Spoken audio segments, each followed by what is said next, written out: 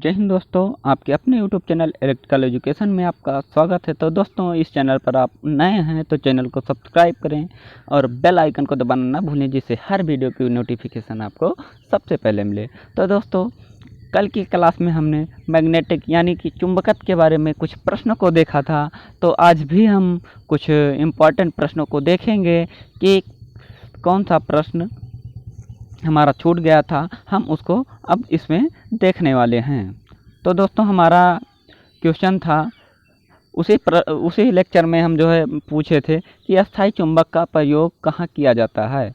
आप लोगों को इसका आंसर कमेंट में बताना था। तो जो लोग इसका आंसर कमेंट बॉक्स में दिए होंगे तो अच्छी बात है, और जो नहीं दिए होंगे और अच्छी बात है। तो चलिए इसको हम बता देते हैं। तो अस्थायी चुंबक का प्रयोग जहाँ किया जाता है वो हमारा है दिशा सूचक। तो दोस्तों, इसका प्रयोग हम दिशा सूचक में करते हैं। तो इस तरह से इनका प्रयोग हमारा दिशा सूचक में किया जाता है। 47 नंबर प्रश्न हमारा है कि चुंबकीय पाथ के कौन से भाग को सबसे अधिक एमएमएफ की आवश्यकता होगी। कह रहा है कि चुंबकीय पाथ के कौन से भाग को सबसे अधिक मैग्नेटिक मोटिव फोर्स की आवश्यकता होती है। तो दोस्तों, वायु गैप में जो है मैग्नेटिक मोटिव फोर्स की सबसे ज़्यादा आवश्यकता होती है। तो दोस्तों, इसको आप लोग ध्यान में रखिएगा। सबसे ज़्यादा मैग्नेटिक मोटिव फोर्स की आवश्यकता वायु गैप में पड़ती है। नेक्स्ट प्रश्न हमारा है कि 1 मीटर लंबाई का एक चालक 50 मीटर प्रति वेग से 50 मीटर प्रति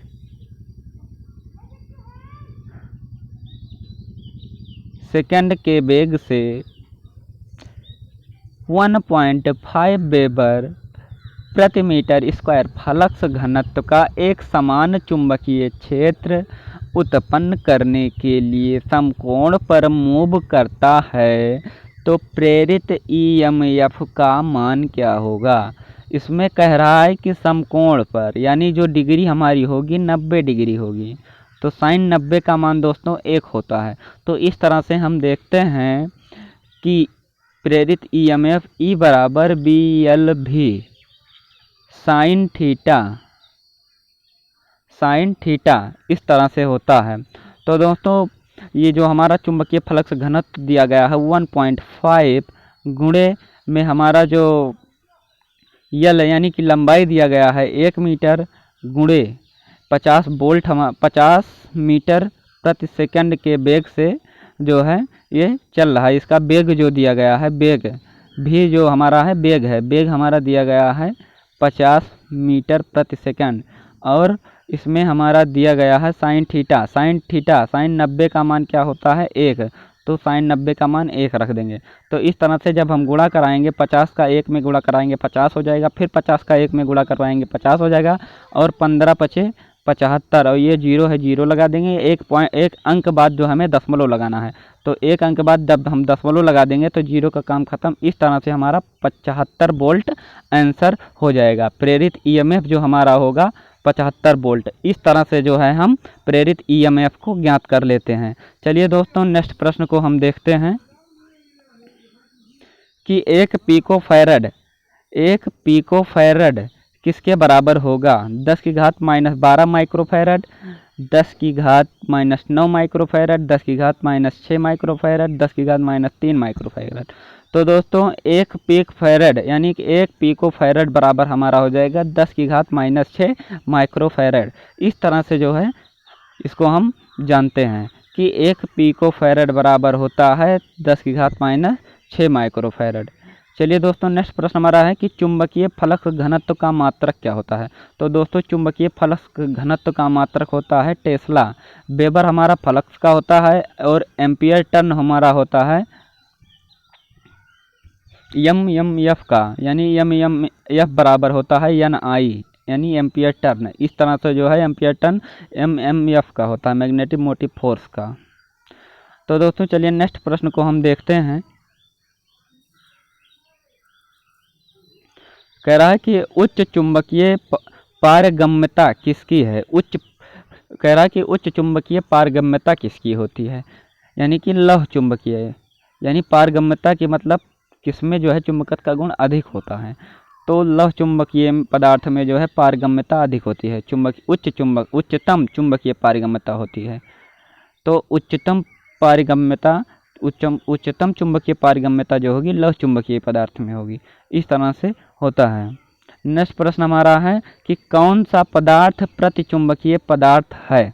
तो दोस्तों प्लेटिनम, तांबा, एल्युमिनियम ये हमारा नहीं है। तो दोस्तों सीसा जो हमारा है प्रतिचुंबकीय यानी डायामैग्नेटिक मटेरियल है।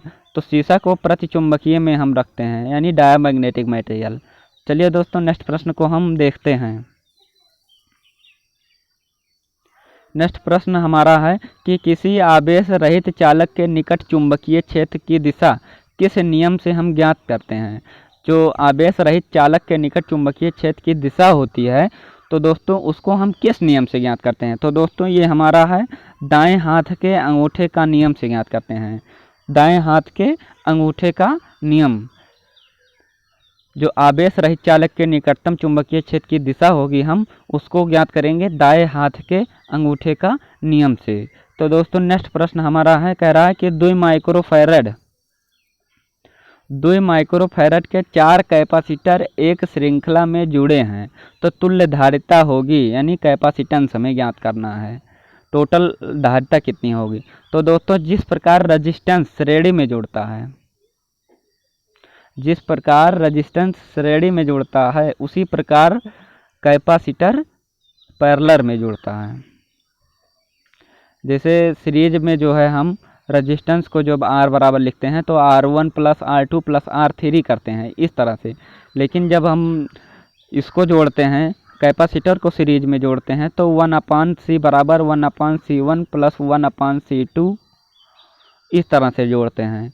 तो दोस्तों उसी तरह से जो है हम इसको सॉल्व कर दिए हैं इसी में, तो 0.5 माइक्रोफैरड आएगा यानी कि 1/C बराबर 1/C1 + 1/C2 + 1/C1 इस तरह से लिख लेते हैं। तो इस तरह से हो जाएगा। ये दो हमारा एलसीएम हो जाएगा। जब हम इसको पलट देंगे 1/C को C बराबर तो 2 ऊपर एलसीएम लिख लेंगे और इन चारों को हम जोड़ देंगे तो इस तरह से 4 हो जाएगा। तो जब हम इसको काटेंगे तो 0.5 माइक्रोफैरड इस तरह से हमारा आंसर आ जाएगा। चलिए नेक्स्ट प्रश्न को हम देखते हैं। ये भी हमारा न्यूमेरिकल ही है। कह रहा है कि 5.5 माइक्रोवेबर फ्लक्स और 6×10⁻³ मीटर स्क्वायर क्रॉस सेक्शनल क्षेत्रफल के फ्लक्स का घनत्व क्या होगा? फ्लक्स का घनत्व यानी कि B का मान पूछा है इसमें। तो फ्लक्स फाई बराबर होता है BA, तब हम फ्लक्स डेंसिटी यानी फ्लक्स घनत्व बराबर B बराबर φ/A। तो इसमें जो हमारा फ्लक्स का मान दिया गया है 5.5 दिया गया है। इस तरह से बटे में हम लिखेंगे 6×10⁻³ तो 10⁻³ को जब हम ऊपर करेंगे 10⁻³ हो जाएगा। तो इस तरह से जो जब हम इसमें गुणा करवाएंगे 10⁻100⁻1000 का तो हो जाएगा 5500/6। 6 से जब हम काटेंगे तो 916.66 करके आएगा, समथिंग इसके आएगा। तो इसके समथिंग हमारा कौन सा है? तो दोस्तों इसमें हमारा 917 माइक्रो है। इस तरह से जो है माइक्रो टर्न में हमारा ये दिया गया है। फ्लक्स घनत्व का मात्र इस तरह से हमारा दिया गया है। चलिए दोस्तों नेक्स्ट प्रश्न को हम देख लेते हैं। कह रहा है कि पदार्थ के फ्लक्स प्रति यूनिट एरिया को क्या कहते हैं? पदार्थ के फ्लक्स प्रति यूनिट एरिया को क्या कहते हैं? तो दोस्तों पदार्थ के फ्लक्स प्रति यूनिट एरिया को जो है हम कहते हैं फ्लक्स घनत्व कहते हैं। पदार्थ के प्रति यूनिट एरिया को हम फ्लक्स घनत्व के नाम से जानते हैं। तो दोस्तों नेक्स्ट प्रश्न हमारा है कि विद्युतीय उपकरण में विद्युतीय चुंबक के द्वारा उत्पादित फ्लक्स में आसानी से अंतर लाने का सबसे आसान तरीका क्या है? यानी विद्युत उपकरण में विद्युतीय चुंबक द्वारा जो उत्पादित फ्लक्स है तो उसमें आसानी से हम अंतर कैसे ला सकते हैं? तो हमारा विकल्प दिया गया है कि कॉइल के घुमाव की संख्या को बढ़ा व घटाकर। एक्साइटिंग कॉइल का अनेक टेपिंग के साथ उपयोग करके, एक्साइटिंग कॉइल के माध्यम से धारा में अंतर लाकर, एक्साइटिंग कॉइल में कोर पोजीशन में अंतर लाकर। तो दोस्तों इसका जो आपका 57 नंबर प्रश्न है, इसका आंसर आप लोगों को कमेंट में बताना है। तो दोस्तों वैसे तो इसका राइट आंसर होगा कि बी ऑप्शन होगा, एक्साइटिंग कॉइल का अनेक टेपिंग के साथ हम उपयोग करेंगे। तो जो विद्युत उपकरण में विद्युतीय चुंबक द्वारा उत्पादित फ्लक्स में अंतर होगा, तो वो जो है आसानी से अंतर पैदा किया जा सकता है उसमें। चलिए दोस्तों, अपने दोस्तों में इस चैनल को जो है शेयर कर दीजिए, जिससे और भी बच्चे जुड़ सकें। चलिए दोस्तों, हम नेक्स्ट प्रश्न को देखते हैं कि विद्युत धारी यानी कैपेसिटर, विद्युत धारी कैपेसिटर, विद्युत धारिता यानी कैपेसिटेंस निम्न से किसके अनुपातिक होता है? तो प्लेट के पदार्थ के, प्लेट के क्षेत्रफल के, प्लेट के आर पार वोल्टेज के, प्लेट की ध्रुवता के। तो दोस्तों इसमें जो होगा आपका बी ऑप्शन होगा, आंसर आपका बी ऑप्शन होगा प्लेट के क्षेत्रफल के। सी समानुपाती A epsilon A upon D इस तरह से होता है। तो एरिया के अनुपातिक होगा, एरिया के अनुपातिक होगा, इस तरह से एरिया के अनुपातिक होगा, इस तरह से एरिया के जो है अनुपातिक होगा, प्लेट के क्षेत्रफल के अनुपातिक हो जाएगा। चलिए दोस्तों, नेक्स्ट प्रश्न को हम देखते हैं। कह रहा डायमैग्नेटिक पदार्थ का उदाहरण। तो इसमें जो है एल्युमिनियम जो हमारा है, बिस्मथ है, मैग्नीज है, कॉपर है। तो इनमें से डायमैग्नेटिक पदार्थ कौन सा है? तो दोस्तों इसमें जो आपका राइट आंसर होगा, बिस्मथ आपका डायमैग्नेटिक पदार्थ का उदाहरण है, यानी कि प्रतिचुंबकीय जो होता है उसी का उदाहरण है। नेक्स्ट प्रश्न हमारा दिया गया, फ्लक्स घनत्व की इकाई क्या है? तो फ्लक्स घनत्व की इकाई होता है वेबर प्रति मीटर स्क्वायर। फ्लक्स घनत्व बी बराबर होता है 5/a से। ए तो फ्लक्स का मात्रक होता है वेबर एंड हमारा एरिया होता है मीटर स्क्वायर। तो दोस्तों ये हमारा हो जाएगा वेबर प्रति मीटर स्क्वायर, इसका राइट आंसर हो जाएगा वेबर प्रति मीटर स्क्वायर, वेबर प्रति मीटर स्क्वायर हो जाएगा। चलिए नेक्स्ट प्रश्न को हम देखते हैं। कह रहा है कि निम्न में से कौन सा चालकता के विद्युतीय शब्द के समान चुंबकीय शब्द है? कह रहा है कि कौन सा चालकता के विद्युतीय शब्द के समान चुंबकीय शब्द है। चालकता के विद्युतीय शब्द जो होते हैं वो चुंबकीय में किसके समान है? तो दोस्तों अस्थायित्व, अस्थायित्व के समान है। ये नया प्रश्न है दोस्तों, इसको आप लोग ध्यान में रखें हैं। यूपीपीसीएल में आया था, यूपीपीसीएल में आया था। इसको आप लोग बहुत ही सावधानी के साथ इस प्रश्न को ध्यान में रखेंगे, क्योंकि शुद्ध हिंदी दिया गया है अस्थायित्व। तो दोस्तों नेक्स्ट प्रश्न हमारा है, इसमें कह रहा है कि चुंबकीय क्षेत्र की तीव्रता एच यानी ज्ञात करने का सूत्र इसमें पूछा है। तो दोस्तों इसमें एच बराबर होता है एम एफ अपान कॉइल की लंबाई, मैग्नेटिक मोटिव फोर्स बटे कॉइल की यानी कुंडली की लंबाई क्या होती है? तो एच बराबर मैग्नेटिक मोटिव फोर्स अपान कुंडली की लंबाई। तो दोस्तों हमारा नेक्स्ट प्रश्न इसमें आ गया, बहुत ही इम्पोर्टेंट।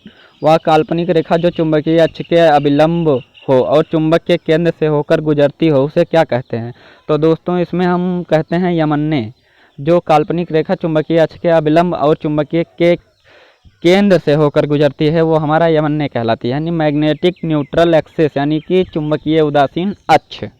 तो दोस्तों इसमें हम नेक्स्ट प्रश्न हमारा है कि चुंबकीय फ्लक्स की दिशा को पता लगाने के लिए कौन सा नियम उपयुक्त है? क्योंकि चुंबकीय फ्लक्स की दिशा का पता लगाने के लिए कौन सा नियम उपयुक्त है? तो दोस्तों इसमें कार्क स्क्रू नियम बहुत ही उपयुक्त है।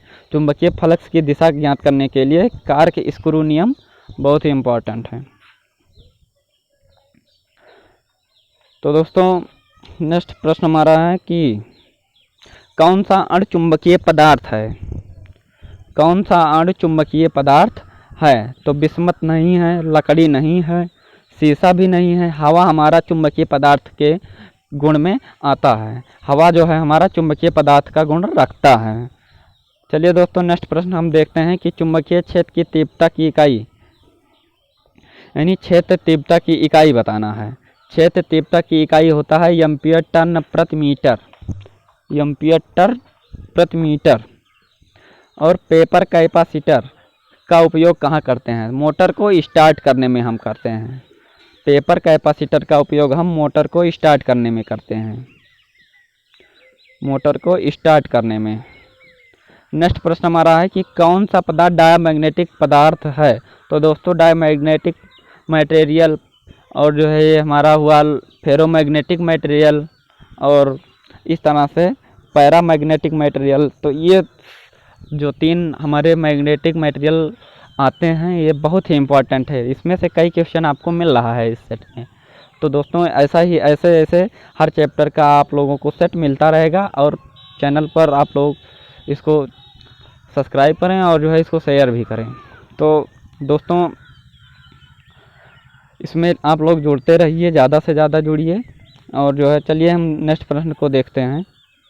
तो इसका आंसर कौन सा पदार्थ डायमैग्नेटिक पदार्थ है? तो इसका आपका राइट आंसर शीशा है। और उस विद्युत धारी यानी संधारित्र की विद्युत धारिता का मान बताइए जिसे 25 वोल्ट तक चार्ज करने के लिए 0.5 कूलम्ब की ज़रूरत पड़ती है। तो इस तरह से इसमें हमारा C बराबर Q/V, C बराबर Q/V वाला हमारा फार्मूला इसमें लगेगा, क्योंकि 0.5 हमारा Q बराबर दिया गया है और V बराबर हमारा 25 वोल्ट दिया गया है। तो इस तरह से इसमें जो हमारा फार्मूला लगेगा C बराबर Q/V। तो इसको जब हम सॉल्व करेंगे इस तरह से C बराबर Q/V यानी कि 0.5 अपॉन इसमें 25 से जब हम डिवाइड करेंगे तो इस तरह से हमारा 0.02 फैरड आ जाएगा, 0.02 फैरड आ जाएगा।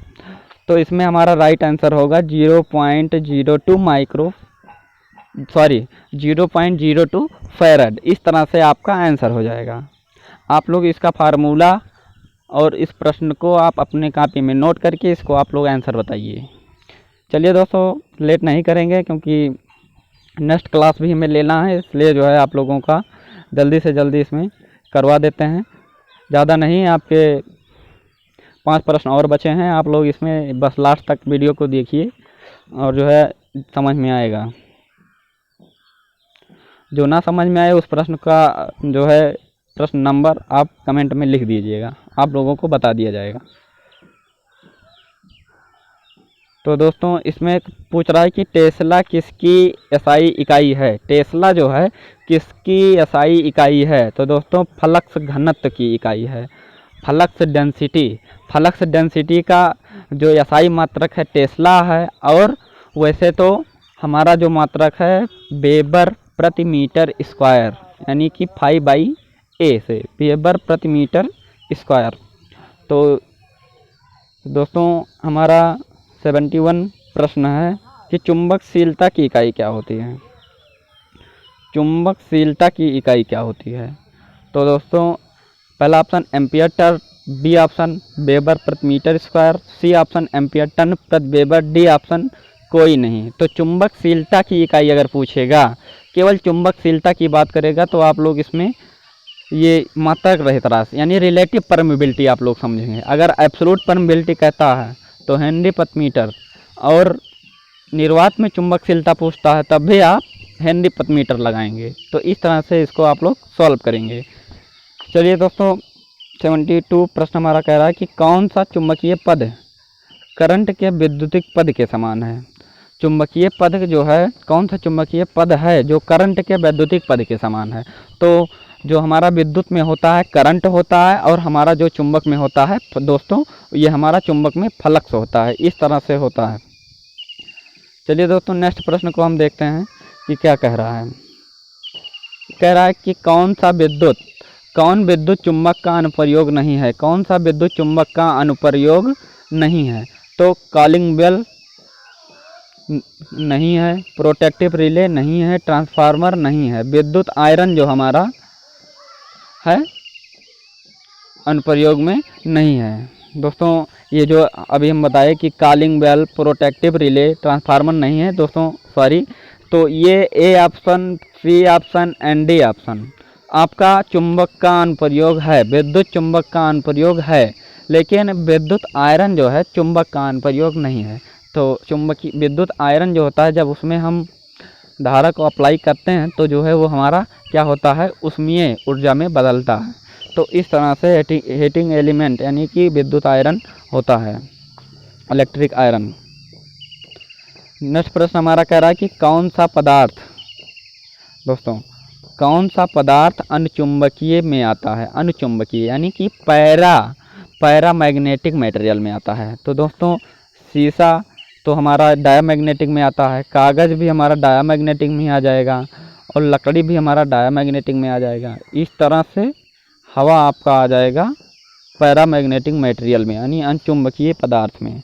इस तरह से जो है आप लोग इसका आप लोग याद कर लीजिए, दो का याद कर लीजिए, पैरामैग्नेटिक, फेरोमैग्नेटिक, डाया का अपने आप याद हो जाएगा। तो इस तरह से याद करते हैं। तो दोस्तों इसमें हम देखते हैं कि कह रहा है किस नियम के द्वारा विद्युत वाहक बल की दिशा ज्ञात की जाती है, यानी कि विद्युत वाहक बल यानी ईएमएफ की दिशा हम किस नियम से ज्ञात करते हैं। तो फ्लेमिंग ने जो है ईएमएफ को बताया था, और लेंज साहब ने जो है लेंज के नियम को प्रतिपादन करके जो है ईएमएफ की दिशा का निर्धारण किया था। लेंज के नियम से हम जो है विद्युत वाहक बल यानी ईएमएफ का निर्धारण करते हैं, ईएमएफ की दिशा का निर्धारण कर लेते हैं। तो लेंज के नियम से ईएमएफ का निर्धारण किया जाता है। तो दोस्तों आज की क्लास यहीं पर हम समाप्त करते हैं। अगर इस चैनल पर आप नए हैं तो चैनल को सब्सक्राइब करें, बेल आइकन को दबाना ना भूलें।